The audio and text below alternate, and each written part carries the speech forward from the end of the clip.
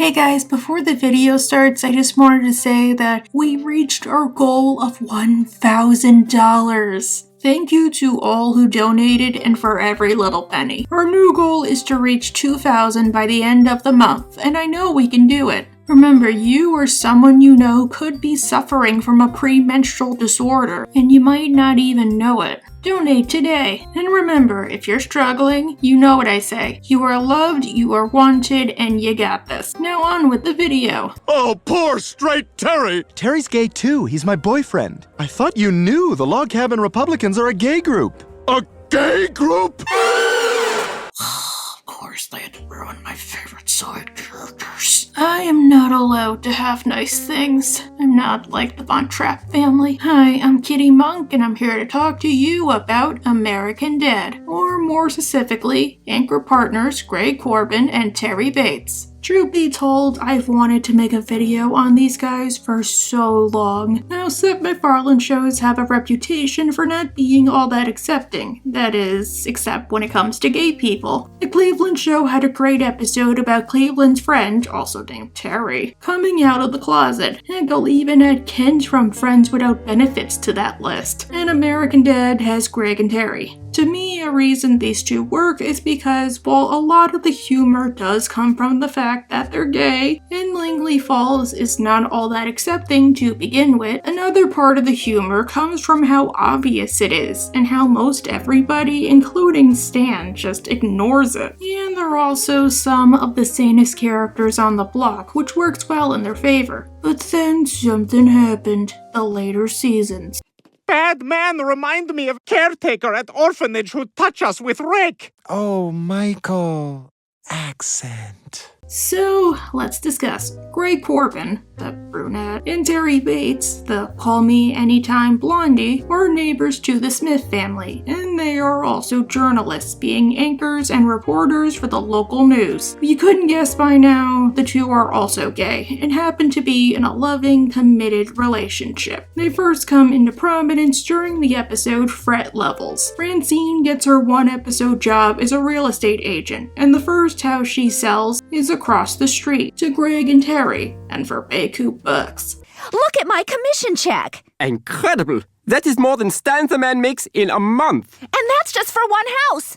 Stan is pissed that his female wife has a career that pays more than him, and that their new neighbors are journalists. Do you know what those two are?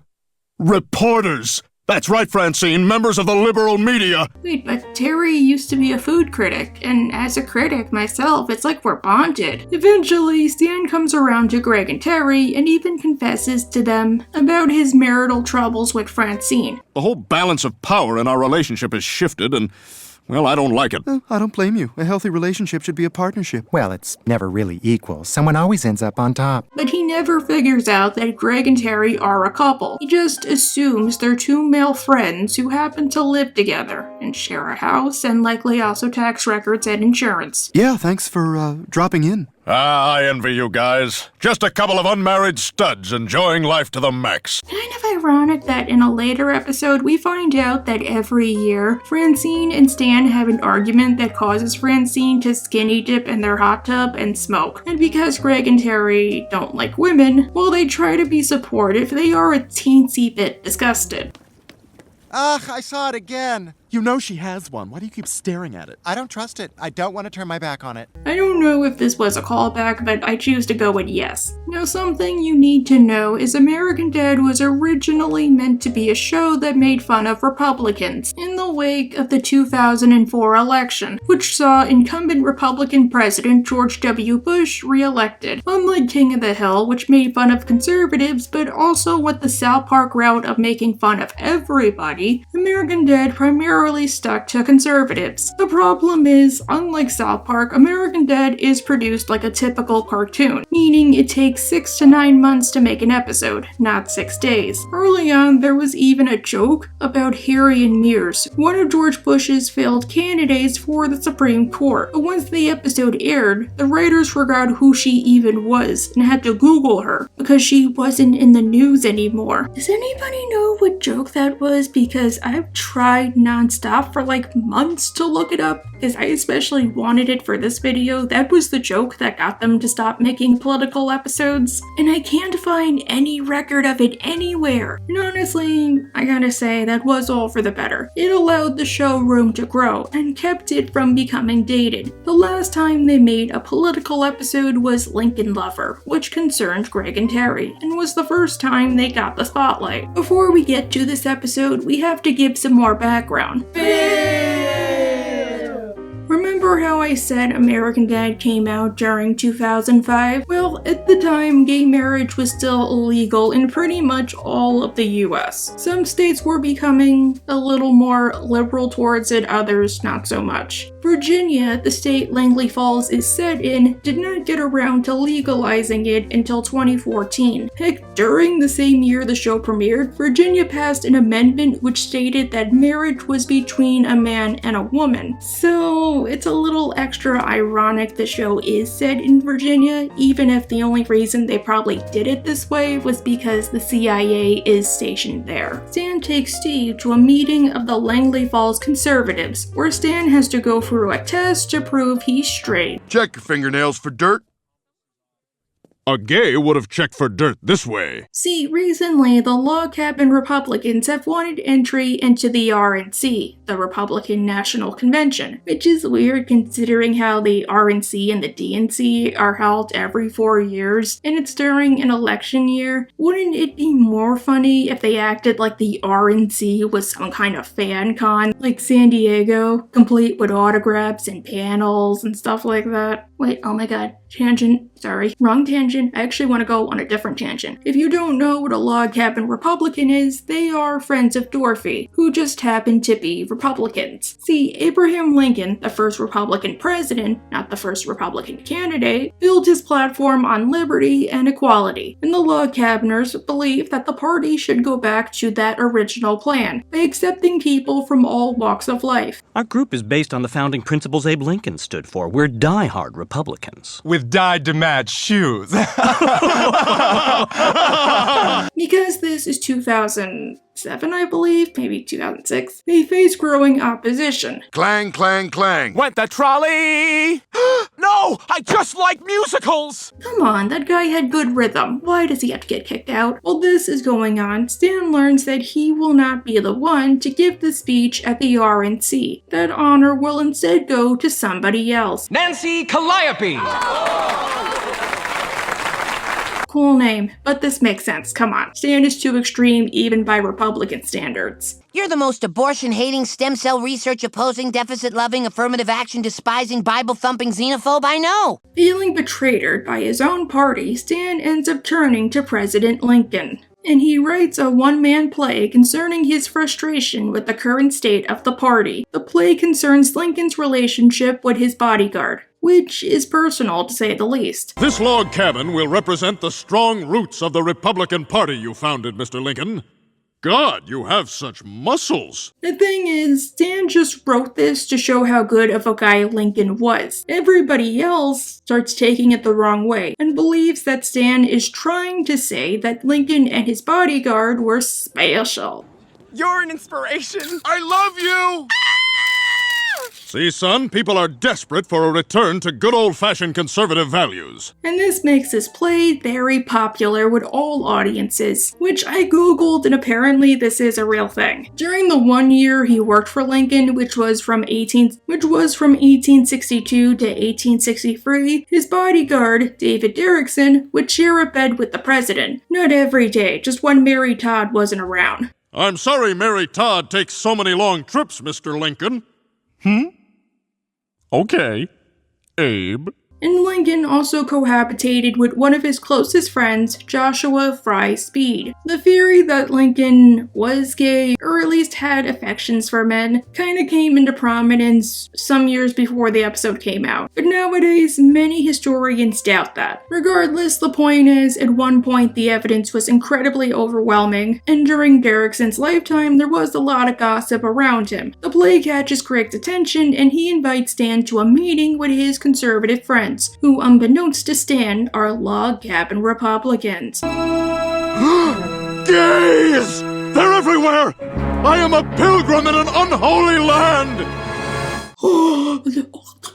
For me, one of the best parts about Greg and Terry is how they enable one of Stan's best developments throughout the show, if not his only development, his acceptance of the LGBT community, which I feel is either the show trying to make Stan seem more human, or make a statement about conservatives at the time. At first, Stan is horrified when he gets to the meeting, but he finds commonality with the other LCs.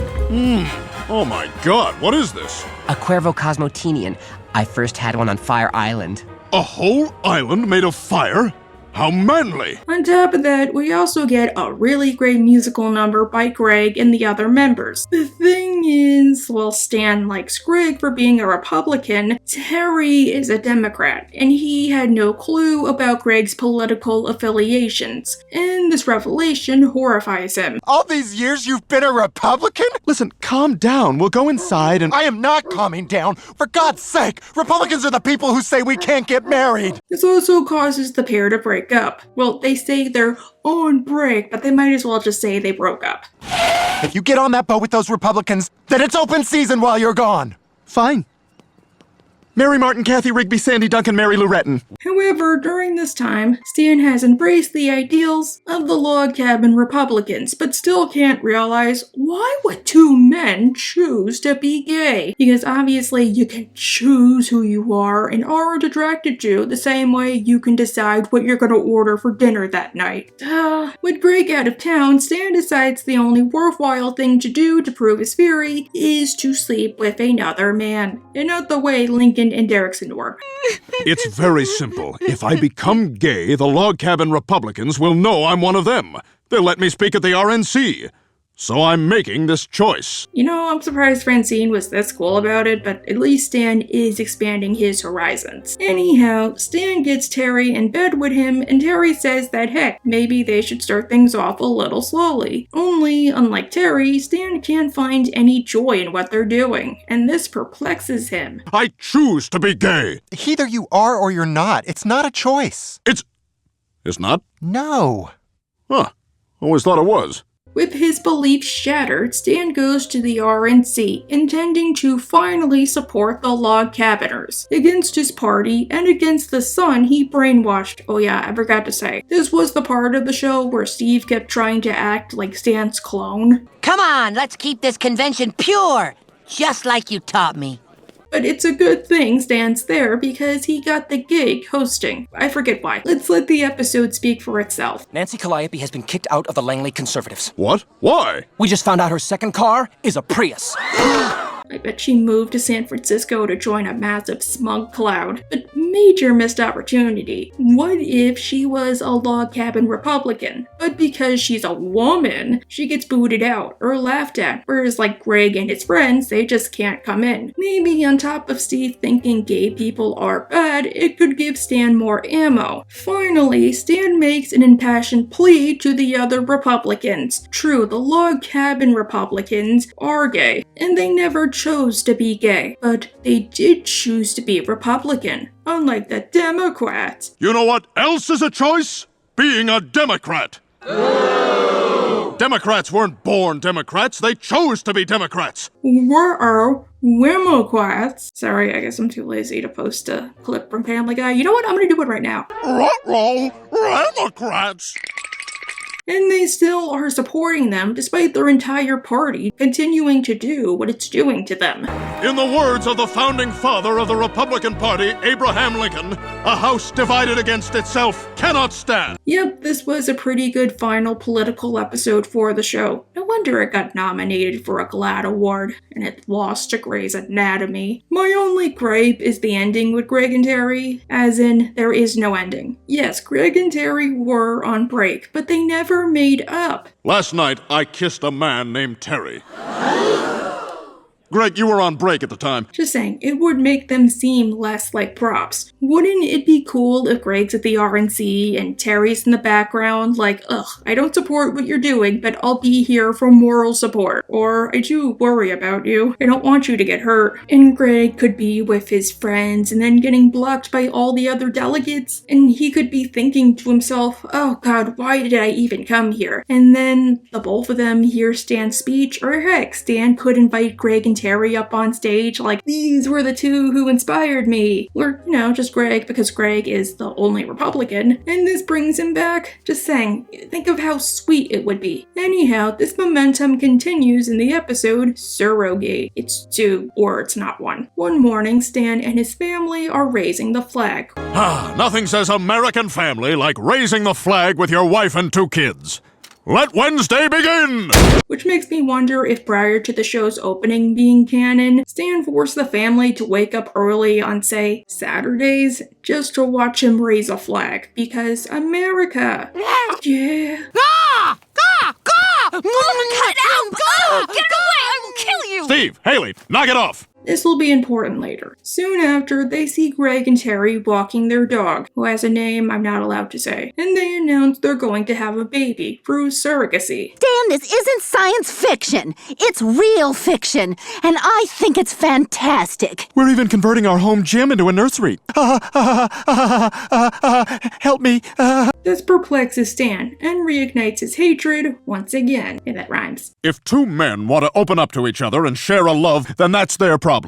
But when they try to bring a child into it, I gotta put my foot down! Now, you might argue it's the show's status quo showing, but I find this kind of realistic. Stan learned it was okay to be gay. What he didn't learn was it was okay for said gay people to be like everybody else, have children, impart their knowledge on the next generation, etc. He just thought it was like an anomaly. Besides, Terry's not a Republican. For Stan, at least, he can't even argue that the baby will be raised right. Unlike her husband, Francine does support this and tries to give them Steve and Haley's baby clothes as a sign of good faith. Too bad they might not be having a baby. Not because of fertility or the fact that even today IVF can be a huge financial gamble, literally because Greg is a nitpicker. Greg keeps shooting down all our surrogates. We're down to 2 candidates. Wait, Yellow Teeth. She's a smoker. She's out.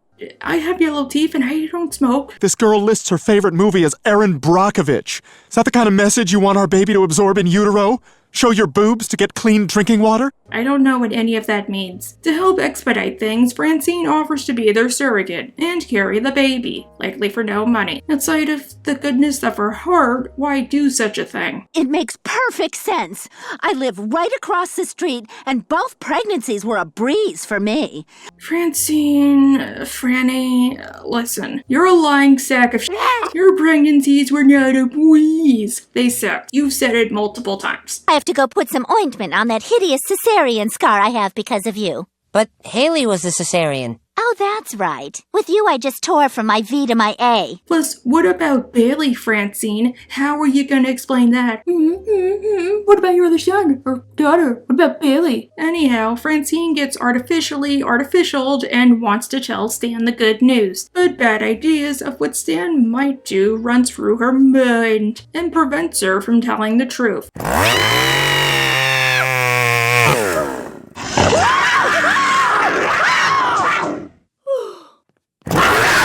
Is it bad? I feel like all of this could potentially be things Stan would actually do. He is part of the CIA, and this is a house that has like an underground cavern, a dungeon, inbred dinner wolves. Francine decides to reluctantly not tell Stan. Well, she does say, "We'll tell him later."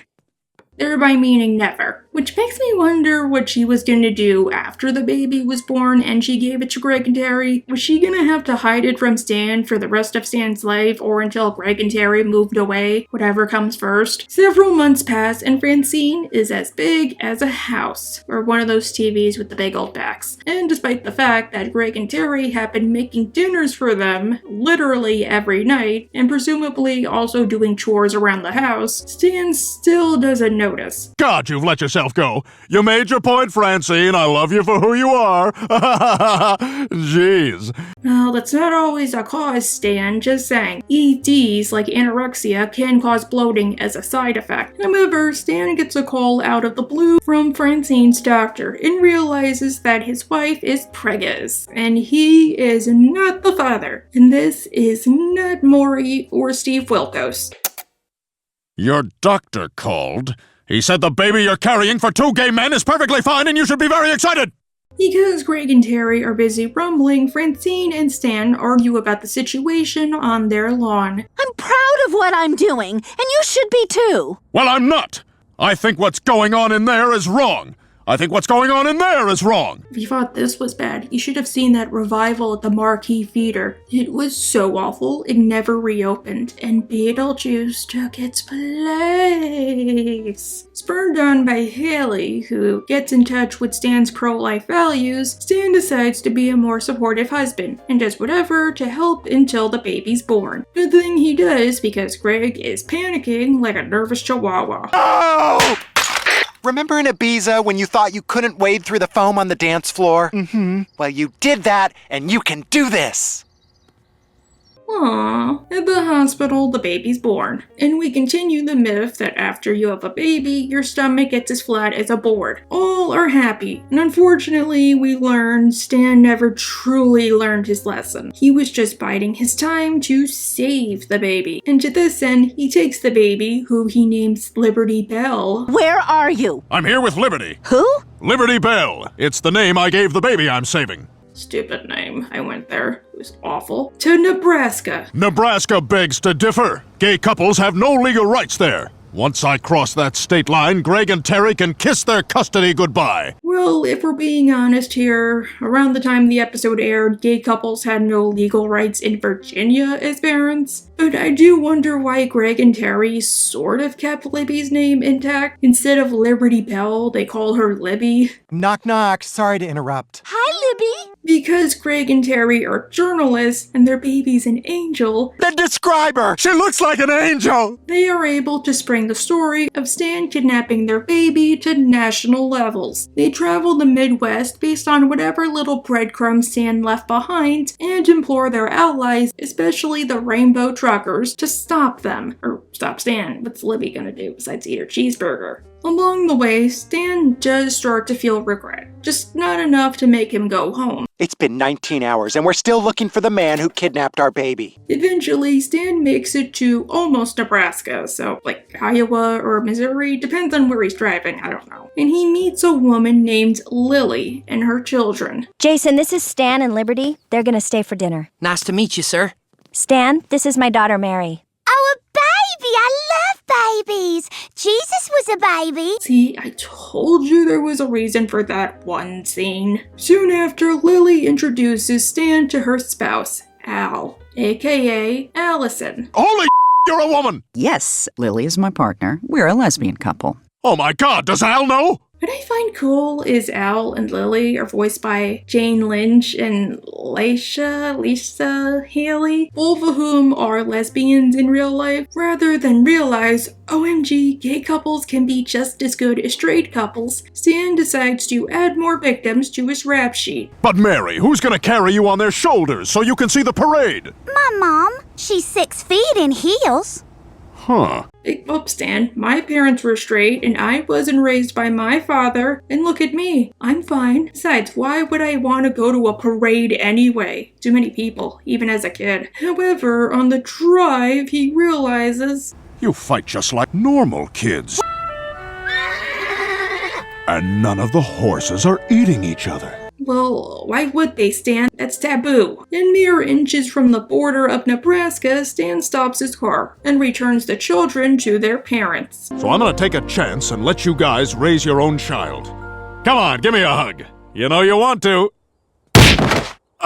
Stan, you are very lucky the worst that happened to you was a restraining order. I mean, we never see Al and Allison again outside of background appearances, but Stan does interact with Lily in later episodes. Maybe they came to an understanding. And mayhaps that episode could be Daddy Queerest. The Start of Darkness. Terry's father, Tank Bates, who sounds an awful lot like Principal Lewis, is coming to town, like Santa Claus. Baby, you have to tell your father! You don't know what it's like being the son of Tank Bates. The all-pro fullback for the Washington Redskins, Tank Bates? Yes, that's why he's coming into town. They're retiring his jersey. I think this also makes sense why Terry is the liberal one. We know nothing of Greg's upbringing besides little details here and there. Actually, Greg was married once. I was confused. For all we know, maybe he got more support from his family when he came out and was able to keep his conservative beliefs intact. Just saying, we know nothing about Greg's family. That would be a good episode. Terry spent his entire life hiding and likely had to hear his dad espouse harmful, hateful stuff on a daily basis. Oh, look at him. He's just gonna float away. Float away like a fairy. Look at him, carrying those heavy trash cans like a girl. Besides everybody insisting that Terry should just put it out there, Terry thinks it's better to hang out with his friends John Travolta and Tom Cruise and just sit in the closet. While leaving all of his red flags at Stan and Francine's. So if I could keep a few things over here while he's in town, that'd be great. Our Maplethorpe prince, our baby, this new drawing I did of Burt Reynolds. It's unfinished, don't finish it. Eventually, he's motivated by everybody to tell his father, and has Stan and Francine there with Greg as his moral support. But he chickens out at the last minute. This is my girlfriend Francine, and we had this baby out of wedlock, and I didn't tell you because I knew you wouldn't approve. And who are they? Oh, that's Stan and Greg from across the street. Which I understand. I think if it's just a week, that's fine. Come on, what's really gonna happen? He is gonna go home. However, this inconveniences 2 parties. Well, technically 3 parties. I guess maybe not Francine because she wants to help, but I'm gonna include her anyway. Greg has to live at the Smith house and he can't go home to see his family, while Stan can't be with his wife. While this is going on, Francine tries to get Terry to tell his father, down to locking the two in, I guess, their man cave, their den, whatever you want to call it, but nothing happens. I like this 100%. See what he's like. Francine, I appreciate you trying, but I am never telling him. Look, I understand if it's just one lie. Maybe Terry has a reason to keep things secret from his father. It's his business. And besides, Tank is gonna go home. But what bothers me and a lot of other people is Terry never got permission from Francine and Stan to say this. And he's inconveniencing literally everybody by continuing this lie. I can't believe Terry. That is my house and my partner and my baby. And here I am living out of an overnight bag in the teardown across the street. Heck, even Greg, Terry's own partner, who probably understands the struggle to some extent, just wants Terry to come out and say it because he knows how much it sucks for Terry, and he wants to just go back to them being a family. Look, I feel if Greg was okay with everything, I would be a little more on Terry's side, because then the only party who wouldn't like it would be Stan, but Greg hates it. While this is going on, Stan and Greg have to go out to eat because neither know how to cook, and speaking of not knowing how to cook, thank goodness they did not order from that one Asian place, because unlike Roger's Chinese restaurant, they use tiny corn. There, the two meet up with Bullock and hit it off, and they actually get invited to one of Bullock's exclusive parties. I finally got invited to a Bullock party! I'm in the big leagues now!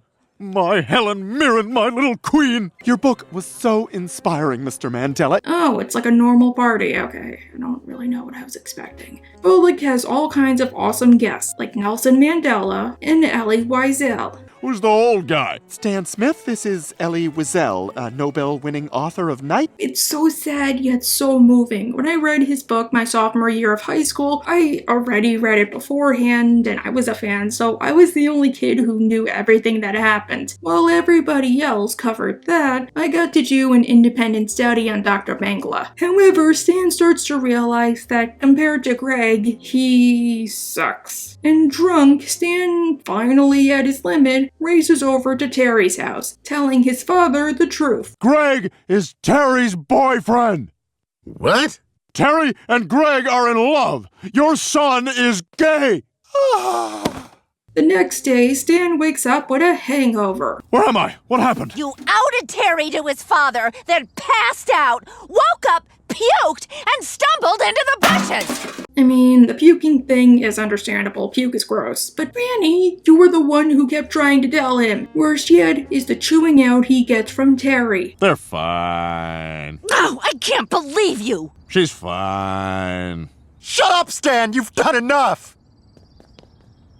Terry, look, once again, I understand the fear. Maybe you weren't ready, and that's okay. Parents are complicated. But dude, Stan was doing something he really did not have to. Just saying. Look, I know the show is primarily built on Stan having to learn a lesson, but this is one of those times it really did not feel right. Come on, what if Greg and or Francine, tired of everything, were the ones who outed Terry, rather than Stan? Would the episode make them in the wrong, or call them out as such? Would it still be horrible in that case? Honestly, the way it should have gone was, what if Terry does keep trying to tell his father the truth, but he doesn't want to spoil their relationship or disappoint his father? So it always goes like, Dad, I'm hungry for dinner. Dad, me and Greg watched Game of Thrones last night, and Stan notices. Maybe Stan could see some of himself in Tank and think, oh, Tank has wool over his eyes. Terry's worried for nothing. If somebody were to just tell Tank, he'll understand eventually, just as I did. Or he thinks Terry's making it a bigger deal than it really is, a la Love Simon. This time, Stan could be thinking he's doing the right thing, just as he was in Surrogate and Lincoln Lover. Or heck, he's doing his buddy a favor, and he tells Tank the truth, only to discover, yeah, maybe there was a reason his friend was keeping all of this a secret. However, because of Stan, Tank decides to leave the house and essentially cut off his son, for admittedly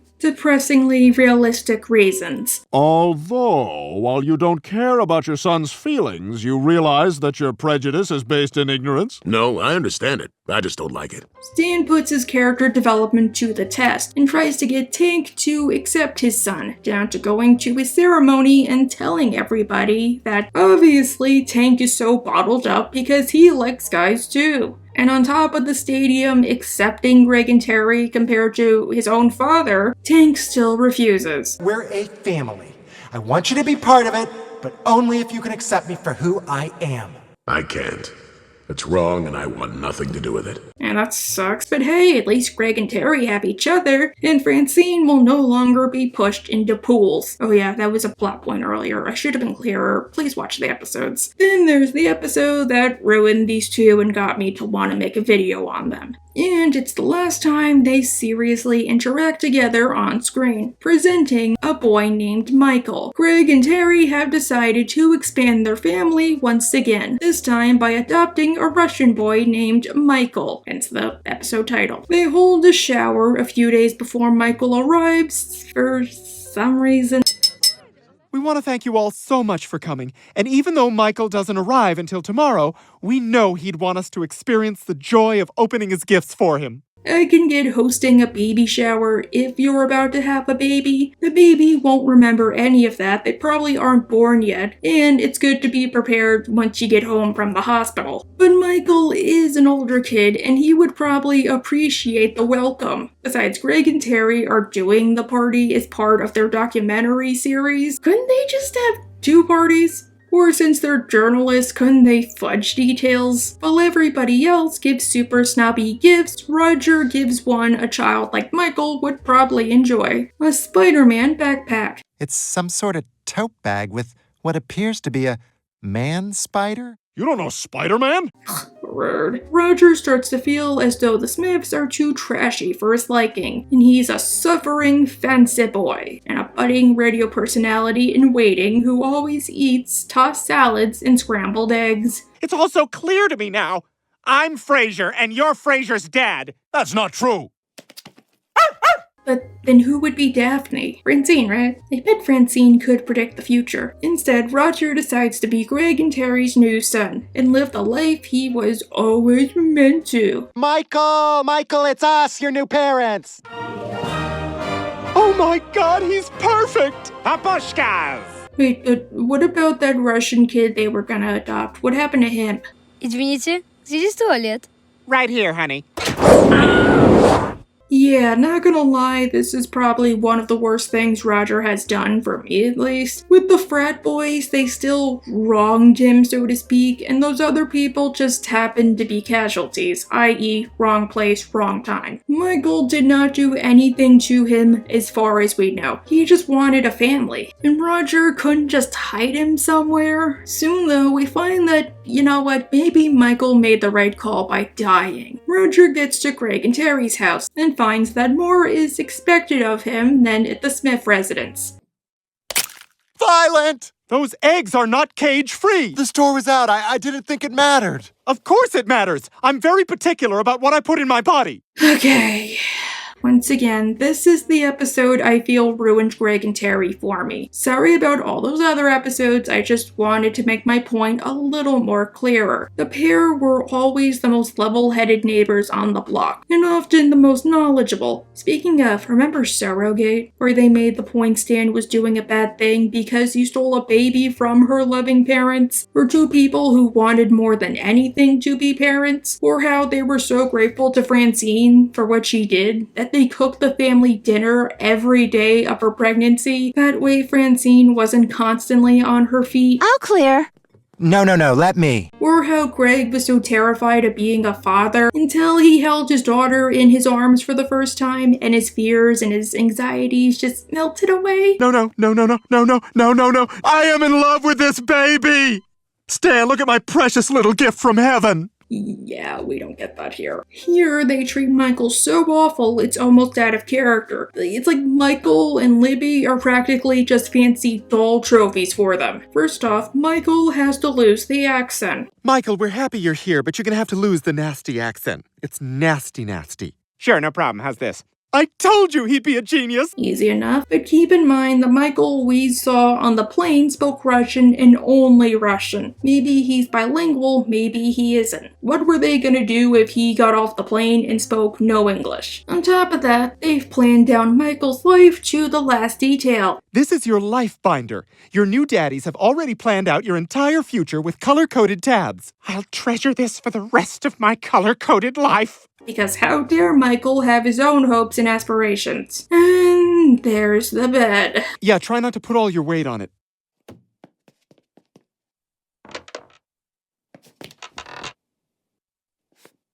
Snuggly. Alright. The next day, Roger observes how Greg and Terry are. And when Greg leaves the house to go to the store... Secret junk food time! He'll be back in 15 minutes. What are you doing? Taking a little break from Greg's impossibly high expectations. Okay, this, I will say, I do find to be pretty in character. Terry is more liberal than Greg, and he, as we saw in Surrogate, wasn't that much of a worrywart. Plus, we know his father is tank bait, so compared to Greg, he probably had a more worldly upbringing. I could totally buy this being a facet of his personality, or that it's like a deep, dark secret. The thing is, Greg doesn't know about this because he's Greg, and it's a secret. And this irritates Roger because he put his new daddies on such a pedestal. Papa, you're not sophisticated. You're a brute. I mean, ho-hos are... You're really bad at eating. Therefore, Roger decides that, clearly, the only logical thing he can do is kill Terry and a bunch of people in the bathroom who are listening in. T-shirt! Give me your shirt and I'll let everyone live. No way, man. I want this to sleep in. Well, then everybody's getting it.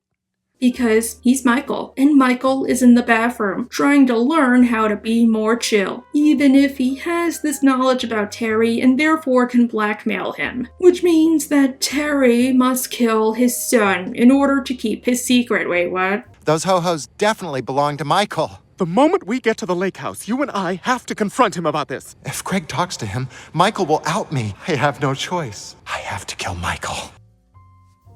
Okay, look, once again, going back to Surrogate, because that episode is so hard to watch in hindsight, the episode made such a big deal about how Stan kidnapping a baby was awful, and so was taking her to Nebraska. With this episode in mind, it's almost like you can argue, oh, Stan was right, albeit for the wrong reasons. Because now we know what Libby's childhood is going to be like, having extremely high standards forced upon her. Just saying, they force her to be trilingual in literal preschool just to make her seem like a more attractive candidate for colleges, meaning she speaks French and only French. So what do you say, little miss? La vache a une poste verte samedi. I'm gonna have to talk to your French teacher. And honestly, considering the meh failure that is the Frasier reboot, yeah, sorry, I hated it. I wonder if Libby will grow up to be like Freddy, raised by snobs only to go into something blue-collar and hide it. The family decides to go to their lake house, where I'm sure nothing bad will totally happen. And there, Terry and Roger try to murder each other. What the hell's going on? I'm trying to kill you. Kill me? I'm trying to kill you! And Terry nearly succeeds. Michael's dead! He's dead! Terry, just get a hold of yourself. It's okay. He was never gonna fit in at Dartmouth. He didn't fit into the skinny jeans. He didn't fit in. Good thing Stan saves Roger just in time. Roger, can you hear me?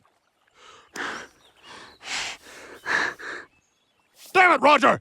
One of my favorite Stan lines, if not my all-time favorite line. He treats it like Roger broke a mug, or was riding his tricycle too close to the curb. Which kind of makes me wonder if this is the first time Roger has done this, if he's so nonchalant about it. The problem with this episode is, arguably, Terry succeeded. Once again, murdering who he assumed was a 12-year-old orphan and his own son. We never see Craig's reaction or Libby's, it's just like they disappear. And kinda like Daddy Queerus, there was a pretty easy fix that would have helped the episode immensely. Just have Terry knock Roger into the water and think he killed him. But instead of dying, Roger swims back to the lake house and tells Greg the truth. Maybe not about everything, but how Terry has these interests that Greg would not approve of. Come on, Terry tried to kill him? Well, guess what? He's gonna kill Terry's relationship. Unfortunately, while Greg might be shocked, he understands. Terry accepted him for being a Republican. Maybe he could accept Terry and Libby being uncultured. Maybe he realizes he put too high standards on them. And heck, maybe he might end up preferring a lazy boy. It's much more comfortable than a fainting couch. Or heck, maybe Roger goes back home and he finds twist ending. Greg is eating a ho-ho. He's just as uncultured as Papa Terry, meaning they belong together. But why hide it? Because as a gay man, he's expected to act this way. Or maybe he thinks Terry wouldn't approve. Roger could then be like, screw it, I'm not really your son. I'm Stan's Uncle Roger. Bye. And then he could go home. I don't know. The episode had a good premise, I just don't like how it ended. The only worthwhile thing you can say is Roger eventually scared Terry as revenge, but that's about it.